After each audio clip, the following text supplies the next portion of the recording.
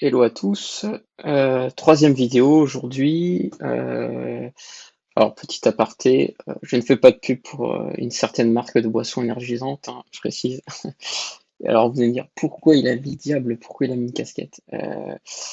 En fait, confinement oblige, il a fallu raser les cheveux et honnêtement le résultat est pas terrible. Donc voilà, on préfère, je préfère ne pas vous montrer la catastrophe. Mais bon, il n'y a pas le choix, hein, parce que je pense que sinon j'aurais fini par avoir une touffe des années 80, donc bon.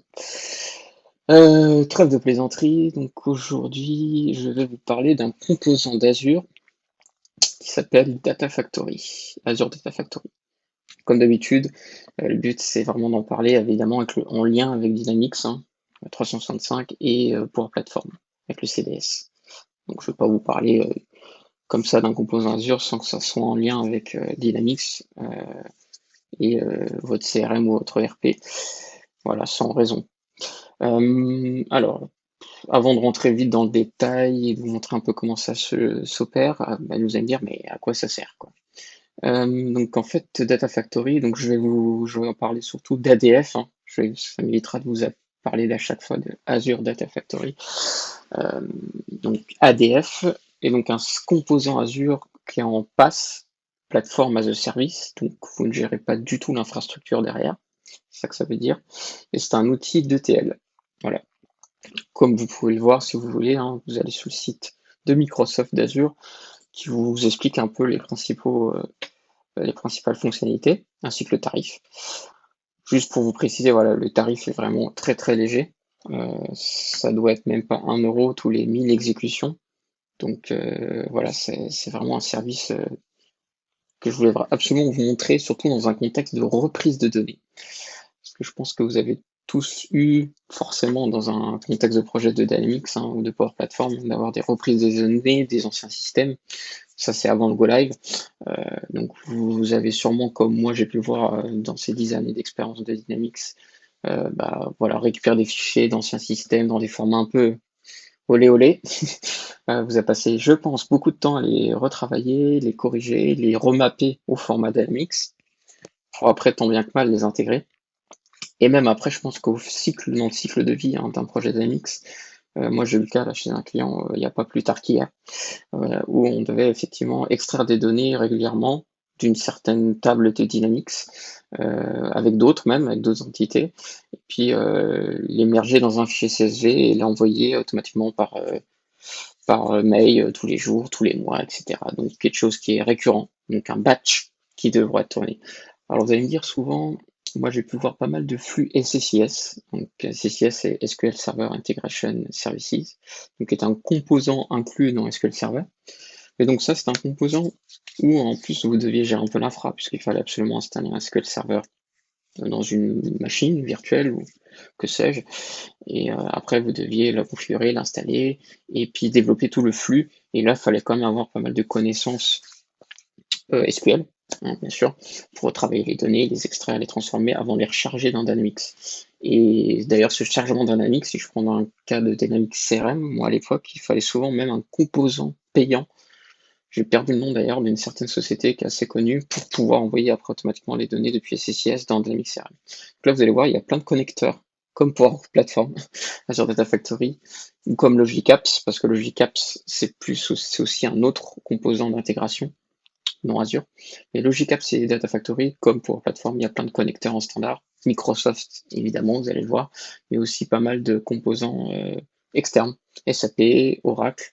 Voilà, donc j'ai déjà eu des projets il y a 1 an ou 2 où on devait extraire des données d'un vieux, entre guillemets, ERP qui s'appelle JD Edwards, donc qui est basé sur une base Oracle, on-premise en plus. Vous allez voir effectivement qu'Azure Data Factory est même capable de se connecter à des sources de données on-premise et pas forcément que du cloud. Il faut installer une petite passerelle, hein, un petit composant sur vos serveurs on-premise pour que Data Factory puisse joindre les serveurs, mais vous pouvez contacter des vieilles bases Oracle, récupérer les données, les retransformer au bon format Microsoft et avant de les recharger dans Dynamics. Voilà. Donc plein de use cases possibles, rapides, et vous allez voir, vraiment c'est serverless, hein, il n'y a pas de serveur à gérer derrière, et c'est des boîtes qui s'enchaînent, un peu comme pour Automate, et vous avez quand même pas mal de choses pour aller vraiment très loin, hein, honnêtement. Donc là, évidemment, dans cette vidéo, je vais plus vous montrer des trucs simples, parce que le but, c'est pas que je vous perde et que je vous présente pendant 3 heures Azure Data Factory. C'est vous montrer les principales fonctionnalités, qu'est-ce qu'on peut faire rapidement. Voilà. Surtout, voilà, comme d'habitude, c'est vraiment pour faire des flux rapides et sans avoir des grosses connaissances SQL ou autres. Donc ça, c'est vraiment cool. Voilà, il n'y a aucun code ni maintenance derrière. Vous allez voir, on gère des pipelines, ce qu'on appelle des pipelines, donc c'est des enchaînements, c'est un flux, tout simplement. On peut faire du hybride, c'est-à-dire que on peut faire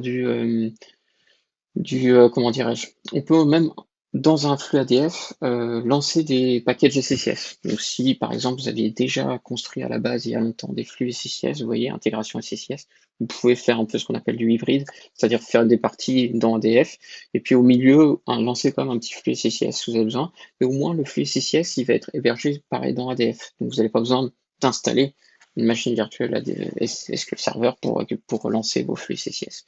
C'est ADF qui va derrière par un agent virtuel et exécuter le SCCS. Donc voilà, donc évidemment on peut faire plein de choses, vous allez voir, on peut merger, voilà, comme SCCS pour le coup, hein. Par contre c'est vrai que vous allez voir ça se ressemble, hein, puisqu'on peut évidemment joindre plusieurs sources de données séparées, les merger, les filtrer, enlever les données, retravailler toutes les données, donc ça c'est toute la partie transformation. Voilà, donc comme je disais, des coûts quand même qui sont très très très bas, donc vraiment c'est le but de ma vidéo, c'est que dans des contextes de Dynamics, ça peut vraiment être un outil central où vous le déployez au tout début de votre projet, juste pour après gérer la reprise de données, puis après vous scratchez le composant Azure si vous n'en avez plus besoin. Après, voilà, vous pourrez le réutiliser si j'ai besoin un jour ou l'autre, mais en tout cas, voilà, c'est juste en mode one shot. Vous faites vos petites reprises et puis après, on n'en parle plus. Mais vraiment, juste pour finir, par contre, c'est vrai que j'ai parlé de Logicaps juste un peu avant. Vous allez me dire, bah, du coup, qu'est-ce que j'utilise Logicaps ou Azure Data Factory? Donc pareil, moi j'ai fait un projet il y a un an ou deux, où on avait fait en fait un POC, un Proof of Concept, où on devait en fait, on avait montré quel est l'intérêt de l'un ou l'autre. Donc vraiment, Logicaps, c'est comme pour Automate, c'est vraiment pour gérer du temps réel, des petites quantités de données. Voilà, selon un événement, selon quelque chose qui arrive, je me connecte à un service externe, je récupère une ligne ou enfin dans une centaine de lignes et je l'intègre dans Dynamics. Voilà. Donc ça c'est largement suffisant et on a un temps de réponse qui est très très très rapide, hein. Et Logicapps, pareil, c'est très très peu cher en termes d'intégration. Et vraiment, par contre, c'est vraiment pour gérer des petites volumétries. Vraiment, faut Data Factory, utilise-le uniquement pour des gros fichiers, des grosses volumétries. Vous allez voir, évidemment, en plus, la Factory est là pour faire un peu de ce qu'on appelle des big data, quoi, justement. Donc, récupérer des données de plein de systèmes séparés pour les agréger et après les envoyer, par exemple, dans un moteur de machine learning, donc pour faire de la prédiction. Donc, c'est vrai que c'est fait pour des grosses volumétries, parce qu'en fait, il y a un temps d'initialisation qui peut être un petit peu long. Mais par exemple, moi, hier, on a fait un flux où on a traité 500 000 lignes en 15 secondes. Donc, c'est pas. Par exemple, si on avait traité 1000 lignes, on aurait aussi mis 15 secondes. Vous voyez? C'est-à-dire que, en fait, il a un petit temps d'initialisation, ADF, qui est là tout le temps, par contre, hein. C'est-à-dire que j'ai jamais vu un ADF tourner en 2 secondes de traitement, même s'il n'y a que 5 lignes. 5 lignes, 1000 lignes ou 11 000 lignes, j'avais fait un benchmark, et on avait à peu près le même temps de réponse. Donc, ça, c'est cool. C'est-à-dire que, globalement, quand vous avez mis votre ADF, même si la volumétrie chez vous va augmenter au fil des années, vous aurez toujours des temps de réponse qui seront plutôt acceptables et qui vont rester à peu près la même chose, quoi. Voilà. Donc, comme je le disais, vous verrez, on a plein de connecteurs, hein, autres que Microsoft aussi, du AWS même, des services Amazon ou évidemment tous les services quasiment Microsoft, bien sûr, dont Dynamics AX, hein, Finance Operation, le CRM, Dynamics 365, avec le CDS, donc c'est ce qu'on va voir aujourd'hui. Voilà. Donc vraiment, avant de rentrer, pour finir sur la présentation d'ADF, je vous montrerai aussi que vraiment il y a toute une partie qu'on peut difficilement faire avec. Donc retour. Alors oui, il y a un petit souci. Donc ouais, donc l'intégration, livraison continue. Donc comme je disais, là pour faire tout ce qui est complètement difficilement faisable, en tout cas avec SCCS justement qui est sur le serveur, c'est-à-dire qu'il y a toute une espèce de livraison continue, intégration, vous allez voir qu'on peut faire du Git derrière pour avoir le contrôle de version de son flux dans ADF, du monitoring très rapide avec Azure Monitor, du scheduling, etc. Donc vraiment des choses que sont vraiment très simples et on peut l'intégrer avec Azure DevOps pour gérer voilà j'ai un ADF de développement, de test et de prod, et je vais pouvoir faire du suivi, des livraisons automatisées, voilà. Donc ça, c'est vraiment cool. Et ça se veut vraiment être, ADF est très collaboratif, quoi. Ce qui est compliqué avec les CSS pour le coup, quand vous êtes 3 ou 4 développeurs à bosser sur le même package CSS, donc là, franchement, j'ai déjà fait ça, c'est une horreur, quoi. Donc là, au moins, vous avez des branches Git par développeur et puis une branche master et vous mergez avec des pull request Git. Voilà, donc ça permet de faire des choses un peu plus carrées et rigoureux, quoi. Voilà, voilà.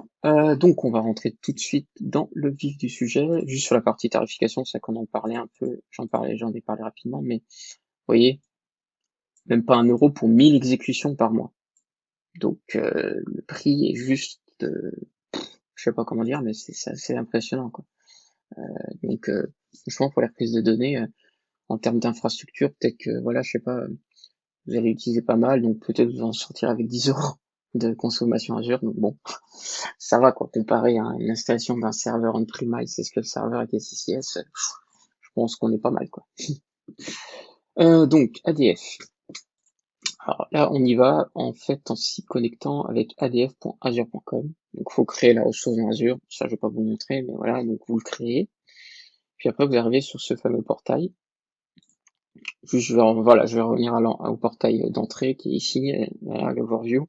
Donc là, en plus, comme vous pouvez le voir, vous avez plein de vidéos, de tutoriels. Donc voilà, vous avez plein de documentation de ressources. Donc vraiment, ça permet voilà, pour ceux qui connaissent pas, de vraiment se former assez rapidement. Ça, c'est cool. Ensuite, vous avez le petit crayon ici. Donc c'est là où vous allez arriver dans votre factory. Vous allez construire vos flux avec vos connecteurs et vos datasets et votre pipeline, bien sûr. Enfin, le ou les pipelines. Et puis ici, je montrerai un peu, mais là en fait vous avez une partie monitoring donc qui permet de rejouer des flux, de voir ce qui s'est passé, euh, de voir chaque activité ce qui s'est passé, mais voilà, je vous montrerai après, hein, avec ce qui est arrivé en entrée, ce qui est ressorti après, le temps de réponse moyen, etc. Bien sûr, on peut se faire des alertes hein, si le flux a planté, voilà, et différents métriques qui sont sympas à regarder. Voilà, voilà. Donc après, comme je disais, on est sur du Git. Donc, voilà, donc après chacun a sa branche et vous avez une branche master qui est la branche où va vraiment permettre. Donc ça c'est important. J'ai eu le cas hier avec quelqu'un. Toujours penser évidemment à avoir une branche par développeur et puis une branche, peut-être une branche intermédiaire de merging si vous en avez besoin. Sinon vous mergez tout dans la branche master et c'est la branche master qui va vraiment porter le flux, qui va tourner le flux, quoi. C'est-à-dire que vous pouvez pas publier sur votre branche à vous. Vous pourrez quand même débugger. C'est-à-dire que là, vous voyez, je suis sur ma branche à moi, je vais pouvoir débugger mon flux. Une fois que j'aurai certifié que ça marche bien, je merge ça dans le master et je publie le flux ADF du master. Et c'est là que va tourner réellement le pipeline. Donc, avant de rentrer dans le vif du sujet avec les pipelines, la partie connexion. Voilà, c'est le but. Donc, comme vous avez vu, j'ai fait plusieurs types de connexions déjà là, sur cet ADF. Donc là, si je vous montre comment ça marche, vous faites new, et là vous avez tous les composants, toutes les connexions possibles. Voilà. Comme je le disais, même des choses sont pas Microsoft, du FTP, du DB2, je pense qu'il y a même de l'AS400 ou quelque chose comme ça, mais bon. Même des bases access, mon dieu, catastrophe, ça existe encore. Du MySQL, du OData, donc ça c'est cool, c'est-à-dire qu'en fait, je peux appeler même des web services, hein, tout simplement, externes, du Bazorak, comme je l'avais précisé, du SAP même, voilà, donc si vous, par bonheur, vous faites une migration SAP vers Dynamics 365 au niveau ERP, vous pourriez gérer ça comme ça avec SAP. Du Salesforce aussi, donc ça c'est plus pour ceux qui justement voudraient migrer les données simplement de Salesforce vers le CDS pour la Power Platform avec Dynamics CRM 365, vous pourriez gérer avec ça. Voilà, au lieu de traiter, d'exporter tant bien que mal des Salesforce avec des Excel de partout, faire les choses de manière un peu plus carrée, même du ServiceNow. Voilà. Donc bref, il y a pas mal de choses. Évidemment, moi, dans mon contexte à moi, j'ai fait du full Microsoft, hein, mais bon, c'est comme un exemple. Donc, juste, je vais vous montrer comment j'ai créé quand même, évidemment, on peut se connecter à une base SQL Azure externe, hein, bien sûr. Et là, j'ai fait deux connecteurs, donc Dynamics AX, FinOps, et le CDS, donc pour le CRM.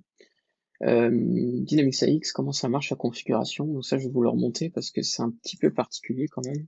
Alors que le CDS, c'est beaucoup plus simple à créer les connecteurs. Et là, si je fais un nouveau connecteur Dynamics AX, attention, quand je parle de Dynamics AX, hein, c'est le 365 Finance Operation, hein, pas le AX 2012. Hein. Il n'y a pas de connecteur AX 2012. Voilà, pour l'instant. Mais je pense pas qu'ils en font. Hein. C'est quand même globalement là les connecteurs qui font sur des choses plutôt récentes. Donc voilà. Mais là, je peux me connecter à un Dynamics 365 FinOps. Donc vous voyez, hein, c'est le fameux lien qu'on retrouve là, hein, si je fais un FinOps. Hein. Et le truc, c'est que vous allez me dire, donc là, faut mettre avec le, ça va se connecter en fait aux data entities, hein, au flux aux data de FinOps pour récupérer les data entities, les données. Là, vous allez retrouver votre URL de votre instance Dynamics tout court. Et le tenant, ne vous le changez pas. Par contre, service principal ID et service principal key, vous allez me dire, mais comment je le remplis? Alors pour ça, il faut aller dans Azure, dans votre portail Azure. Il faut aller dans l'Active Directory pour créer ce qu'on appelle une application Azure Active Directory. Donc un service principal qui va reprendre, si je suis connecté, je sais pas si je l'ai créé ici, il va falloir que je me...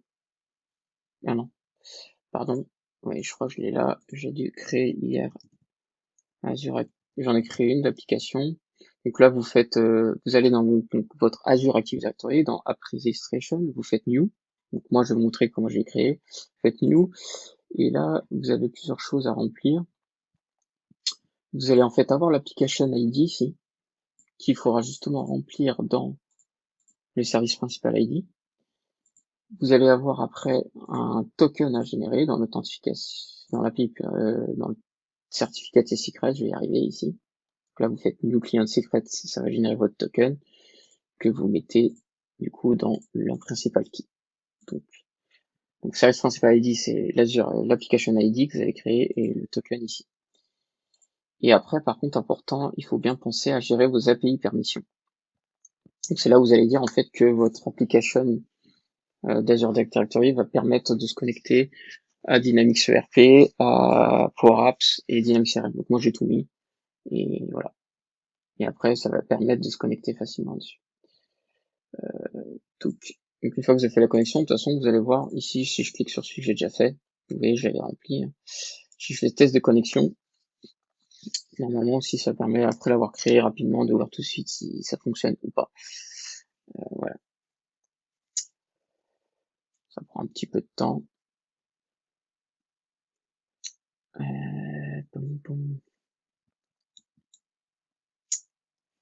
Voilà, connection successful. Cool.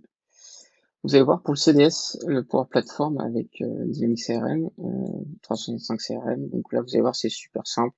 Vous vous connectez en Office 365, donc là, login password et emballer, c'est pesé. Donc beaucoup plus simple au niveau CRM, comme souvent en fait, si je compare à Dynamics AX.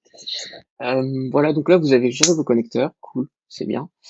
Là, je m'étais fait un Azure Blob Storage, voilà, justement, pour après, pour, voilà, si j'ai besoin de traiter des CSV, j'ai besoin d'un conteneur pour stocker des fichiers temporaires, pour traiter des données, je peux faire un petit Blob Storage, voilà. Donc, ensuite, vous créez vos datasets. Donc, comment ça marche? Donc, à chaque fois que vous créez un dataset, vous faites New. Donc là, vous allez reprendre, en fait, votre connecteur que vous avez fait. Donc là, par exemple, je vais prendre le connecteur CDS. Je vais vous montrer comment je crée une entité, en fait, pour gérer. Là, vous allez voir, c'est super simple. Vous allez juste dans connexion, vous gérez, vous prenez votre connexion.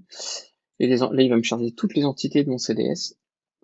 Et je sais pas, moi, je pourrais prendre account, hein, les comptes. Voilà.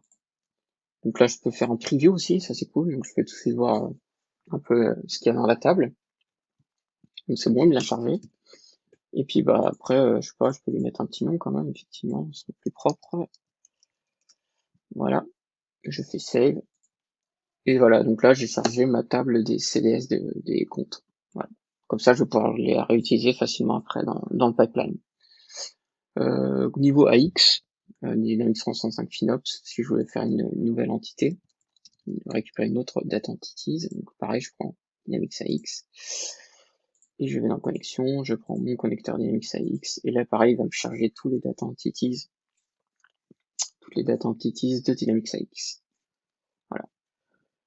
Donc ça, ce qui est cool, c'est que parce que pourquoi je dis ça, c'est que dans le data management framework, parce qu'il y a un data management framework, comme vous le savez, dans Dynamics 365 FinOps, mais là vraiment dans l'ADF, vous allez pouvoir scheduler des reprises de données de manière plus simple. Et la partie transformation dans le data management framework est quand même pas si simple que ça.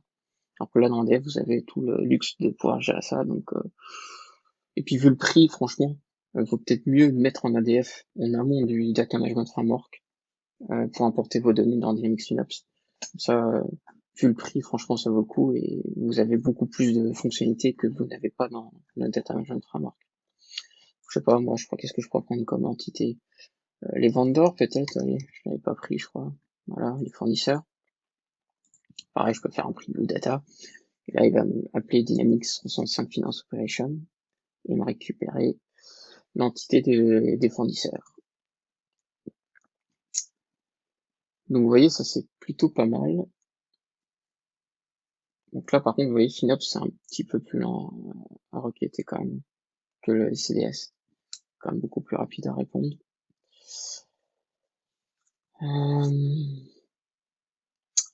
Voilà, donc là, ça il m'a chargé ma liste des fournisseurs. Donc ça, c'est cool. Hop, je sauvegarde aussi. Ah, je vais peut-être le changer de nom aussi quand même. Ce sera plus propre. Vendor AX. Voilà. Donc là, imaginons, voilà, j'ai fait mes petits, mes petits éléments. Alors, imaginons que justement, mes petits use case, comme ça, je vais vous faire en live. Je veux justement extraire tous mes vendors de Dynamics 365 de manière régulière dans un CSV que après, via Power Automate, vous verrez après à la fin, que je peux envoyer par mail automatiquement tous les jours. Voilà. Ou mettre ça dans un espace de stockage SharePoint ou autre, mais bon. Donc là, en fait, comment je vais faire ça? Donc là, j'ai mon entité. Donc, je vais pouvoir créer un autre dataset que je vais appeler Blob Storage. Et là, vous voyez, dans un Blob Storage, je peux mettre du CSV. Je vais prendre mon connecteur Blob Storage. Et là, je peux dire où c'est que je veux l'envoyer exactement, donc le répertoire du blob Azure. Et là, je vais l'appeler vendors.csv. Voilà. Donc, alors, je vais pas le faire aujourd'hui, là, parce que j'ai pas trop le temps, mais normalement, effectivement, la bonne pratique, ça serait d'abord de l'exporter une première fois dans Dynamics 365 FinOps, pour avoir au moins, vous voyez, en fait, il va pouvoir importer juste l'exemple des tout le header des colonnes du CSV. Comme ça, en fait, on va pouvoir faire facilement le mapping entre Dynamics et le CSV comme ça. Parce que là, en fait, je vais importer, je vais dire que j'ai une entité, enfin une dataset qui est le CSV, mais je vais pas importer de schéma, donc le mapping va pas être top quoi. Ça va être colonne 1, colonne 2, colonne 3, colonne 4, colonne 5. Alors que si j'avais fait un premier export de Dynamics, j'aurais pu charger comme exemple un fichier, un sample file, et il aurait comme ça facilement créé le schéma. Donc voilà. Parce que là, vous voyez, si je fais import schéma, ça va pas marcher. Voilà, là, il met number of colonne 0, et ouais. Mais il me semble que je l'avais fait sur d'autres entités. Par exemple, j'avais fait un CSV pour celui-là, j'avais peut-être importé le schéma. Ouais, et là, sur celui-là, j'avais importé je crois que c'était les customers, ça. C'était les customers CSV pour Dynamics 365 FinOps. Pareil, j'avais importé un premier, j'avais exporté un CSV une première fois, j'avais importé en sample le schéma et comme ça, il m'avait chargé toutes les colonnes qui vont être extraites dans le CSV. Après, donc, comment je fais? Donc, cette fois, maintenant, je vais dans le pipeline, parce que j'ai chargé mes connecteurs, mes tables, mes datasets, donc ça, c'est bien. Donc là, comment ça se passe? Donc, le pipeline, plusieurs choses. Donc là, en fait, vous avez déjà, première partie, c'est tout ce que vous pouvez, toutes les boîtes, ça que vous pouvez faire. Donc là, vous pouvez faire copier des données, donc c'est ce que je vais faire, moi, je copie, en fait, je récupère les données de gauche et je les envoie à droite, donc de mon Dynamics vers un CSV. Vous allez voir après, dans une partie un peu plus complexe entre guillemets, là je peux faire appel entre un data flow, donc là c'est là où on va aller un peu plus loin, où je vais transformer les données avant de les recharger. Mais le copy data, le composant copy data, l'activité copy data, il est largement suffisant pour, voilà, pour avoir source, sync et mapping, et c'est tout. Et en intermédiaire, je peux faire une petite requête quand même, si je veux quand même filtrer un petit peu avant. Mais par contre, vous ne pourrez pas gérer de transformation. Donc ça, c'est important. Le copy data, c'est vraiment du passe-plat simple avec une petite requête si besoin. Mais vraiment, si vous voulez gérer plus, voilà, des transformations, joindre plusieurs sources de données entre elles, vous allez gérer ça dans les data flows. Donc ça, on verra ça après. Juste vous montre vite fait les autres activités avant de rentrer dans mon use case. Donc là, vous avez Data Explorer. Donc ça, je ne vais pas rentrer dans le détail, mais c'est aussi un composant d'Azure pour voir un peu, pour explorer un peu mieux vos données. Azure Function, donc ça c'est cool. Moi, je l'ai utilisé dans un flux, dans un pipeline d'ADF. C'est par exemple, je peux appeler un petit web service que j'aurais développé et qui va être hébergé en mode serverless. Donc si vous avez des petits web services à héberger rapidement, vous faites des Azure Functions. Donc, vous développez dans Visual Studio votre petit web service en .NET, en C#, et vous l'hébergez en Azure Function. Azure Function, vous pouvez appeler dans un Power Automate, dans un ADF. Pour par exemple, moi j'en avais fait un où justement, comme je vous avais dit, j'avais un use case où je me connectais à une base Oracle et je devais convertir des dates juliennes. Je savais même pas ce que c'était. Donc des dates au format julien. Et il fallait que je les intègre après dans une base SQL qui, lui, a des dates au format normal, entre guillemets. Donc j'avais appelé une petite Azure Function qui me convertissait chaque date julienne d'Oracle vers le bon format SQL. Donc vous voyez, ça c'est une possibilité d'appeler des petits web services en intermédiaire de votre pipeline. Évidemment, en fait, je ne vais pas vous rentrer dans le détail d'aujourd'hui, mais en fait, voilà, ADF est aussi beaucoup fait pour gérer tout ce qu'on appelle des Databricks, donc pour générer du Python, du code Python. Donc là, ça va être plus pour les data scientists, pour gérer, je récupère toutes mes données de Dynamics FinOps ou de CRL, je les recrois, je les transforme, je rappelle des composants d'analytics pour gérer ça avec du data lake, pour faire après des pipelines avec du machine learning à la fin. Donc vraiment là, c'est pour aller vraiment très loin, mais ADF s'inscrit beaucoup dans ce contexte-là.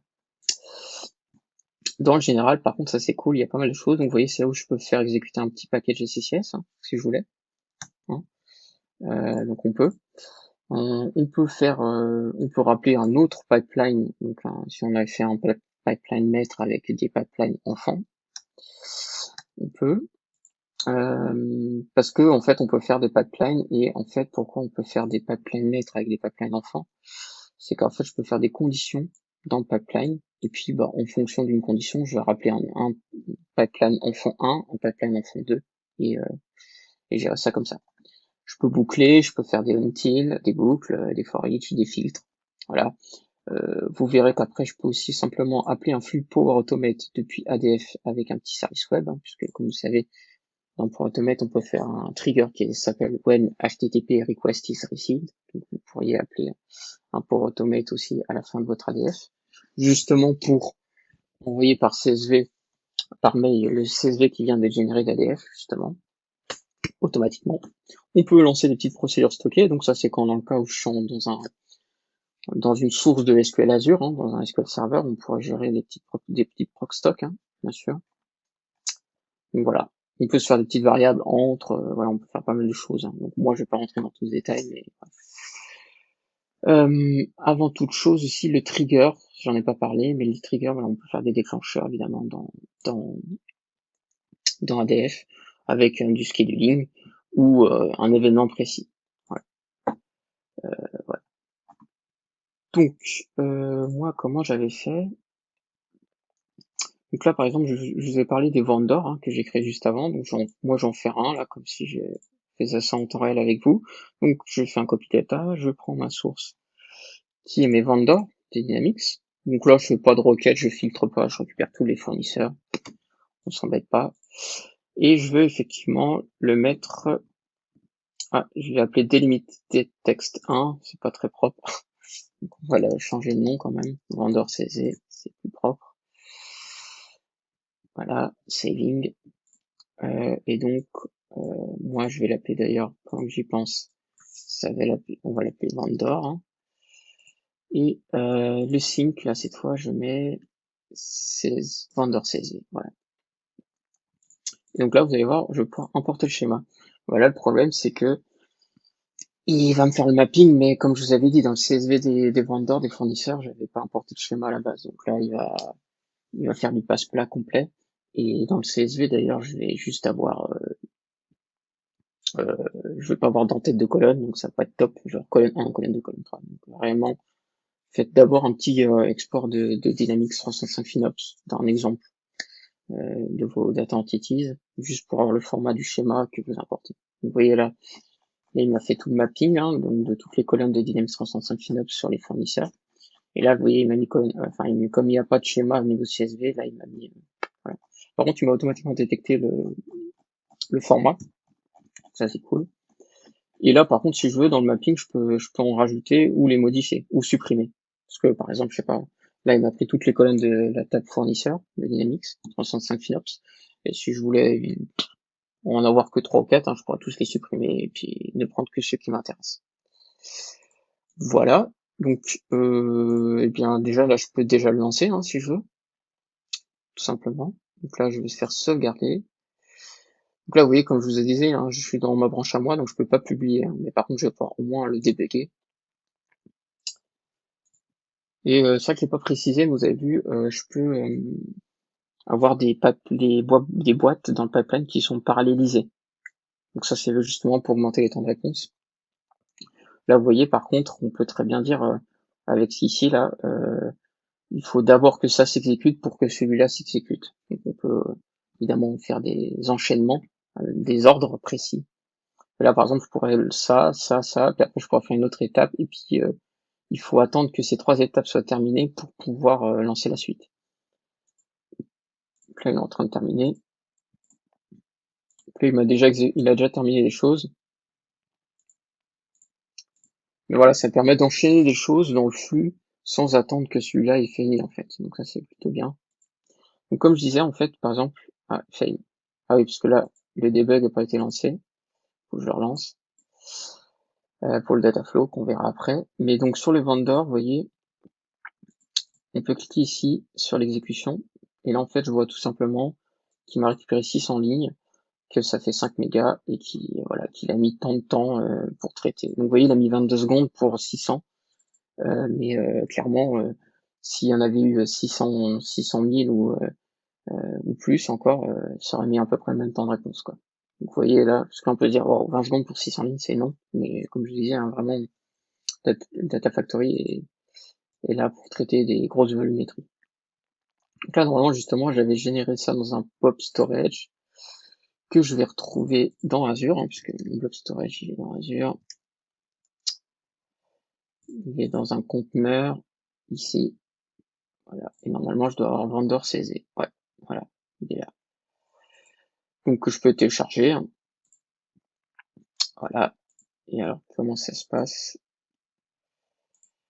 Et, ouais,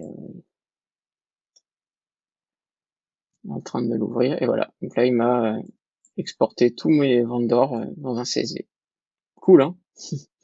Donc là, comme je le disais, j'ai pas les en-têtes, hein, mais ça peut gérer, comme je l'ai précisé avant.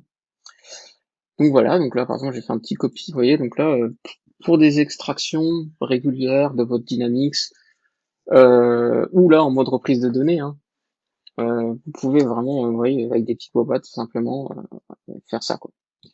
Donc si je voulais aller un tout petit peu plus loin, là, on serait dans ce qu'on appelle un data flow. Vous voyez, un data flow, c'est un tout petit peu plus compliqué, c'est pour rentrer plus loin dans la partie transformation. Mais par exemple, moi, ici, j'avais pris comme exemple que vous voyez, une fois que j'avais récupéré mes données de Dynamics 365 Finance Operation, comme vous avez vu, je le génère dans un CSV, hein, que je peux appeler ça temporaire. Et puis, avant de le recharger vers un autre système qui aurait besoin des fournisseurs ou des clients, je vais retravailler le CSV en intermédiaire. Donc en fait, c'est pour ça que j'avais fait ici, récupère-moi, la source c'était mes customers ici, que je chargeais donc tous mes clients FinOps, je chargeais dans un CSV.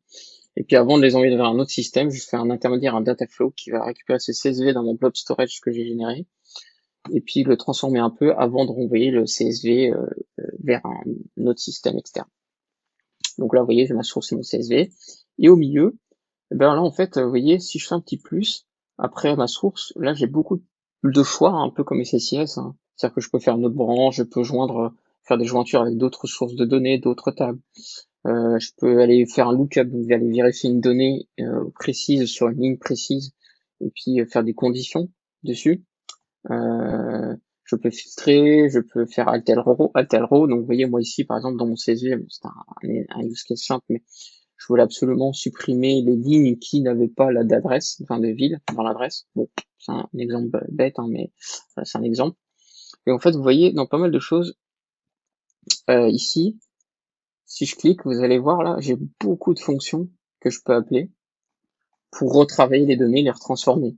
Donc, les concaténer, faire des regex, ajouter des heures, changer des formats précisément parce que je sais que mon système à la fin il attend tel type de valeur, tel type de datetime.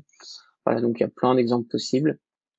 Et donc là, on rentre dans ce qu'on appelle le Visual Expression Builder. Donc il y a une documentation, ne vous inquiétez pas, qui explique chaque fonction, mais vraiment quand je clique, il y a la description de l'exemple, et puis il y a même il me semble qu'il y a de l'intelligence, voilà. Donc ça c'est plutôt bien. Donc voilà, quoi dire d'autre? Et donc après, bah, vous voyez, dans cet exemple-là, après mon sync, eh ben, je retransformais ça dans un autre CSV. Et puis après, si je voulais dans le pipeline, à la suite du data flow, eh ben, je pourrais recopier tout simplement. Voilà, donc vous voyez, ça s'enchaîne. Donc il va d'abord récupérer les Dynamics 365 vers un CSV intermédiaire. Là, ici, je retraite mon CSV. Et après, je reprends mon CSV de l'output de mon dataflow pour le renvoyer vers, je sais pas moi, le CDS.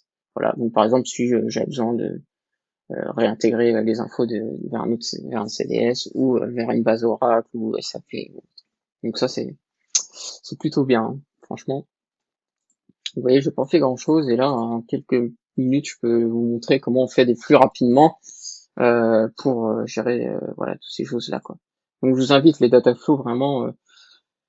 C'est assez poussé pour faire des flux de transformation et je vous invite fortement à y jeter un œil. Voilà. Donc vraiment, franchement, si vous êtes des consultants d'IM365 ou Power Platform, ouvrez-vous un petit compte d'essai Azure, commencez à jouer un peu avec, vous allez voir un peu la force du truc et franchement, moi j'ai jamais été formé dessus et moi j'ai appris en quelques semaines, j'ai dû me former dessus, mais après, enfin, c'est vraiment intuitif, quoi. C'est comme la Power Platform, quoi. Sur plein de choses, c'est super intuitif. Et je pense beaucoup plus simple que CCS. Donc, voilà. Donc, pour des gens voilà, qui connaissent plutôt Dynamics 365, pour monter en compétence dessus, je vous rassure, c'est vraiment simple. Juste pour vous dire, voilà, comme je disais, on peut facilement rappeler un petit web service à la fin. Et moi, dans mon cas, en fait, on peut très bien appeler un flux pour automate. Donc là, par exemple, finalement, imaginons qu'à la fin de mon output de mon CSV, de mon dataflow, hein, une fois que je l'avais transformé, hein, comme je vous l'ai montré avant, imaginons que je voulais justement appeler un flux au Power Automate pour l'envoyer, bah, je peux. Je vais dans Power Automate, et là, en fait, je peux très bien, dans, dans Power Automate, donc là, par exemple, on peut très bien faire un petit flux qui va, dès la réception de l'appel, donc là, c'est l'URL que je vais mettre dans mon ADF ici, pour l'appeler, et en fait, je peux récupérer un fichier, le fameux fichier qui est actuellement stocké dans un blob storage. Ici, là, je le retransférais dans un SharePoint, mais ici, en fait, j'aurais pu faire une étape dans voilà, send email. Et puis, j'aurais pu mettre directement le CSV en pièce jointe qui était stocké actuellement dans le blob storage. Voilà. Donc ça, c'est vraiment cool, hein, parce que moi, j'ai eu plein d'exemples dans FinOps de clients qui, tous les mois, pour la comptabilité, ils ont besoin d'un fichier un peu consolidé. Donc, il faut appeler plein de data entities différentes, les agréger entre elles, parce qu'ils veulent absolument un format CSV très précis. Donc là, vous pourrez gérer ça facilement avec ADF, et puis le coût est dérisoire. Donc vous faites du copy data, vous récupérez toutes vos data entities des Dynamics FinOps. Vous faites un petit data flow en intermédiaire pour rejoindre vos données.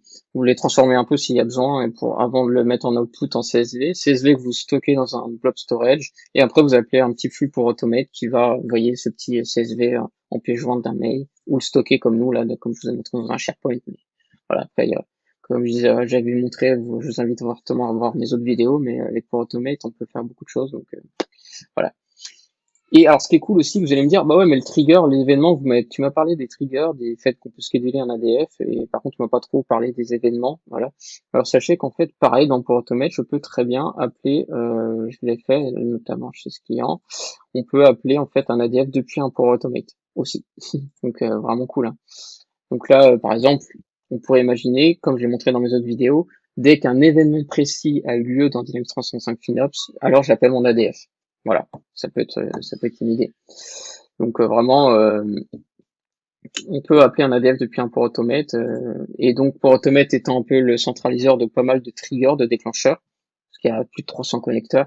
Donc selon un déclencheur qui a été déclenché dans Port Automate, vous appelez votre ADF qui lui après s'exécute. Voilà. Donc ça c'est vraiment bien.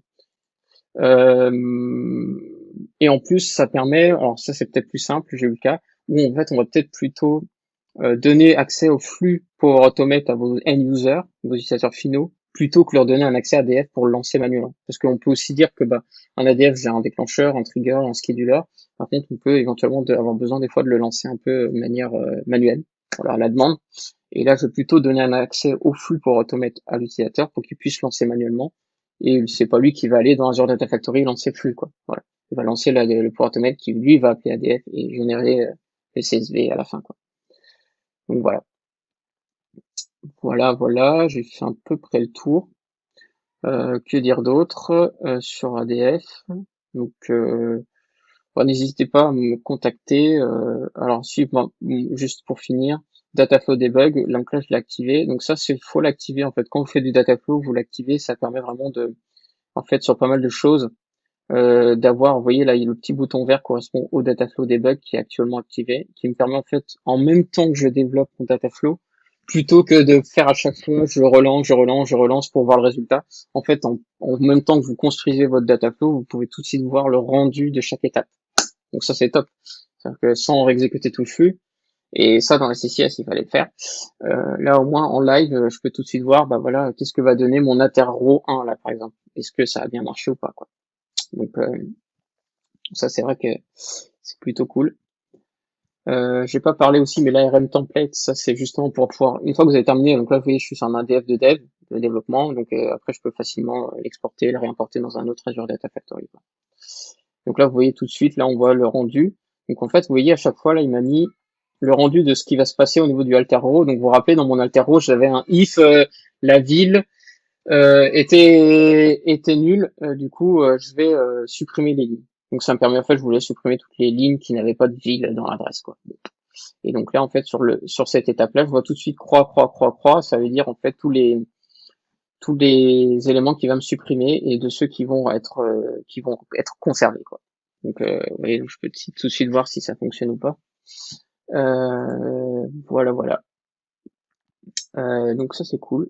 Juste le template aussi, j'en ai pas parlé, mais donc les pipelines, en fait, je peux faire ça comme un template.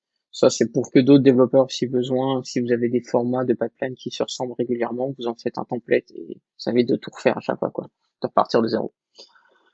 Voilà. Donc je pense que j'ai fait à peu près le tour sur ADF. Donc j'espère que ça vous aura déjà donné des petites pistes de besoins à remplir pour votre projet Dynamics 365. Et donc vraiment, faut le voir ADF comme un composant pas cher, rapide à mettre en place, facilement montable, enfin vraiment monté en compétences simples, avec plein de connecteurs, sans gérer d'infra derrière, en mode one shot ou même juste pour la migration de données en amont avant le go live, ou bien sûr au cycle de vie de vos projets Dynamics, parce que ça peut s'inscrire dans les deux cas, hein. Moi, par exemple, sur des projets, on n'avait pas utilisé ADF pour la prise de données, mais là, maintenant qu'on est en mode live, depuis un quelque temps, on fait beaucoup d'ADF pour exporter des données régulièrement et l'envoyer à des end-users qui ont besoin d'extraction régulièrement, notamment pour des auditeurs, ou des choses comme ça, quoi. Voilà. Donc, c'est plutôt cool. Voilà. Que dire d'autre? Je pense qu'on a fait à peu près le tour, donc j'espère que vous avez aimé cette petite vidéo. Donc, comme d'habitude, n'hésitez pas à la partager, à vous abonner à ma chaîne. Et puis, je vous dis à très bientôt. Bye bye.